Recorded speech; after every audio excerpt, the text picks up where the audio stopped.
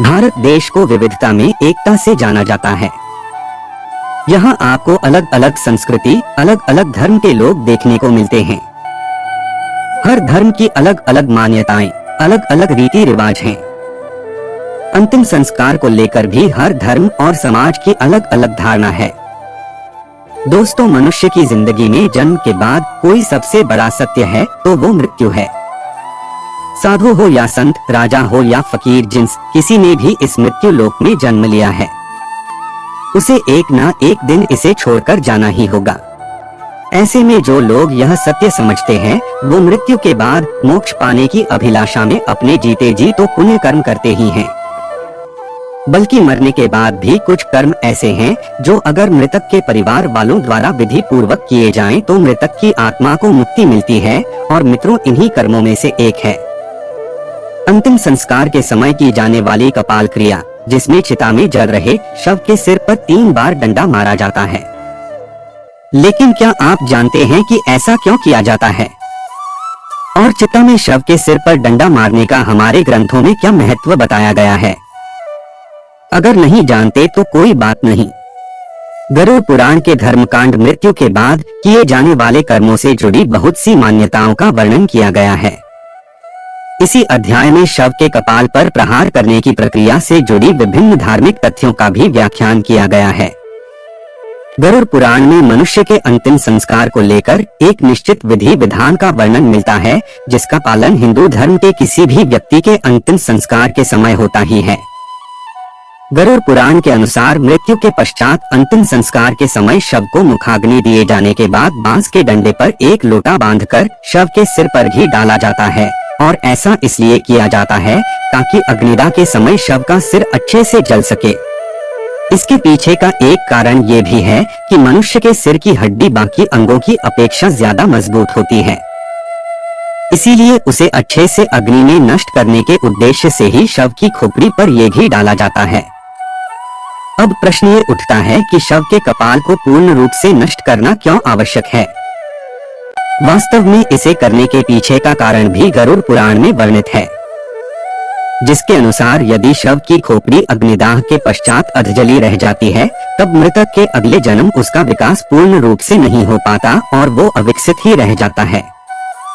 इसके अलावा एक धारणा यह भी है कि अगर कपाल क्रिया नहीं की जाए तो मृतक के प्राण पूर्ण रूप से स्वतंत्र नहीं होते और उसके नए जन्म के मार्ग में बाधा उत्पन्न हो जाती है, जो कि उसके प्रियजन बिल्कुल भी नहीं चाहेंगे। इसीलिए शव के परिवार द्वारा अंतिम संस्कार की किसी भी प्रक्रिया में ढील नहीं दी जाती। विभिन्न धर्मों में मनुष्य के अंतिम संस्कार से जुड़ी अलग अलग मान्यताएं और विधि विधान हैं। जैसे कि इस्लाम धर्म में मृत्यु के बाद उनके शव को जलाया नहीं जाता बल्कि दफनाया जाता है, जबकि हिंदू धर्म में मृतक के शव को जलाने की मान्यता है, जिसमें महिलाओं और बच्चों के अंतिम संस्कार को लेकर भी अलग अलग मान्यताओं का वर्णन मिलता है। आइए वीडियो को आगे बढ़ाते हुए अब आपको बताते हैं कि ऐसी कौन सी मान्यता है जिसका पालन करने हेतु मनुष्य की मृत्यु के उपरांत शव के कपाल अर्थात के सिर पर डंडे से यह प्रहार किए जाते हैं। मित्रों, प्रचलित मान्यताओं के बीच एक विधि का वर्णन शादी चंद्रिका पुस्तक में भी वर्णित है, जिसके अनुसार सिर में ब्रह्मा का वास माना गया है। इसीलिए शरीर को पूर्ण रूप से मुक्ति प्रदान देने के लिए कपाल क्रिया की जाती है, जिसके लिए मस्तिष्क में स्थित ब्रह्मेंद्र पंचतत्व का पूर्ण रूप से विलीन होना आवश्यक है। इसीलिए कपाल क्रिया को अंतिम संस्कार की प्रक्रिया में महत्ता दी गई है। इसके अतिरिक्त आपने ये भी सुना होगा कि कुछ अघोरी और तांत्रिक कपाल का उपयोग इतनी तंत्र विद्या और सिद्धियां प्राप्त करने के लिए करते हैं। यदि ऐसा उनके प्रियजन के कपाल के साथ हो जाए तो मृत्यु के बाद मृतक के लिए मोक्ष प्राप्ति की प्रक्रिया असंभव हो जाएगी। इस कारण भी कपाल क्रिया करना आवश्यक हो जाता है। कपाल क्रिया को समझने के लिए हमें शरीर और इसमें मौजूद 7 चक्रों से जुड़े पहलुओं को जानना भी आवश्यक है, जिसमें मूलादांत, सवस्त विधान, मणिपुर, अनाहत, विशुद्धि, आज्ञा चक्र और सहस्त्रार चक्र शामिल हैं। इनमें से सहस्त्रार चक्र को कपाल क्रिया से सीधा जुड़ा हुआ माना जा सकता है। सहस्त्रार अर्थात मस्तिष्क का मध्य वर्ग।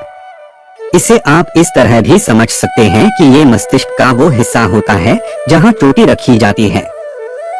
यदि व्यक्ति यम नियम का पालन करते हुए यहाँ तक पहुँच गया है तो वह आनंदमयी शरीर में स्थित हो गया है।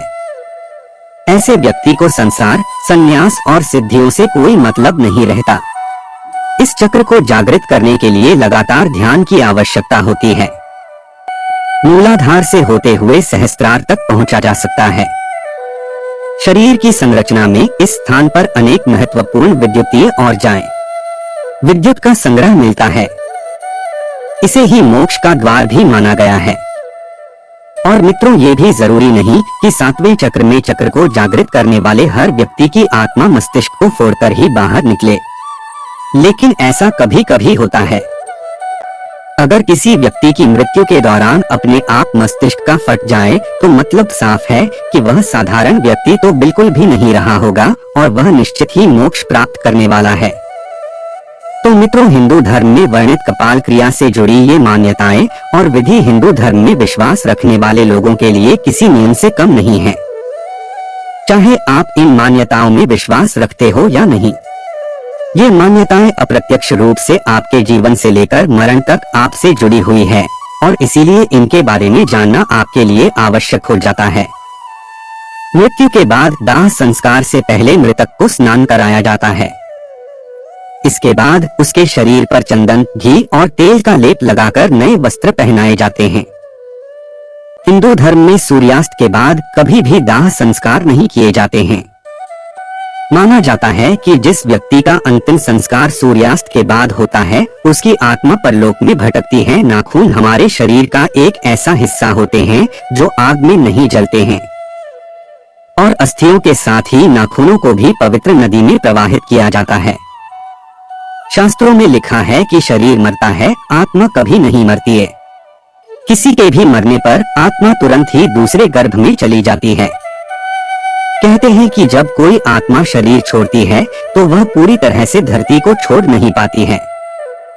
कुछ दिनों तक वह अपने परिजनों के पास रहती है जब तक कि वह स्वर्ग में बेहतर तरीके से बस नहीं जाती है। हिंदू धर्म एक धर्म है जिसके अनुयायी अधिकांशतः भारत, नेपाल और मॉरिशस में बहुमत में हैं। इसे विश्व का प्राचीनतम धर्म कहा जाता है। इसे वैदिक सनातन वर्णाश्रम धर्म भी कहते हैं, जिसका अर्थ है कि इसकी उत्पत्ति मानव की उत्पत्ति से भी पहले से है। हिंदू रीति रिवाज में जन्म से लेकर मृत्यु तक 16 संस्कार होते हैं, जिसमें से दाह संस्कार को हिंदू धर्म में अंतिम संस्कार कहा जाता है। अंतिम संस्कार के दौरान एक मृत शरीर को जलाकर इस दुनिया से विदा किया जाता है। खोपड़ी का प्रयोग आत्माओं को अपना गुलाम बनाने वाले करते हैं। इनसे बचाव के लिए यह संस्कार किया जाता है। ऐसा भी माना जाता है कि सिर में ब्रह्मा का वास माना गया है, इसीलिए शरीर को पूर्ण रूप से मुक्ति प्रदान देने के लिए कपाल क्रिया की जाती है, जिसके लिए मस्तिष्क में स्थित ब्रह्मरंध्र पंचतत्व का पूर्ण रूप से विलीन होना आवश्यक है। इसीलिए कपाल क्रिया को अंतिम संस्कार की प्रक्रिया में महत्ता दी गई है। दोस्तों, हिंदू धर्म में बताई गई कपाल क्रिया से जुड़ी यह मान्यताएं और विधि हिंदू धर्म में विश्वास रखने वाले लोगों के लिए किसी नियम से कम नहीं है। फिर चाहे इस मान्यता में विश्वास रखते हैं या नहीं, यह मान्यताएं अप्रत्यक्ष रूप से आपके जीवन से लेकर मरण तक आपसे जुड़ी हुई है। इसीलिए इनके बारे में जानना आपके लिए अति आवश्यक हो जाता है। चलिए आज की प्रस्तुति को समाप्त करते हैं और जल्द ही नई प्रस्तुति लेकर आएंगे। तब तक आप कमेंट बॉक्स में बताइए प्रस्तुति कैसी लगी। कमेंट में जय बजरंगबली अवश्य लिखें। धन्यवाद दोस्तों।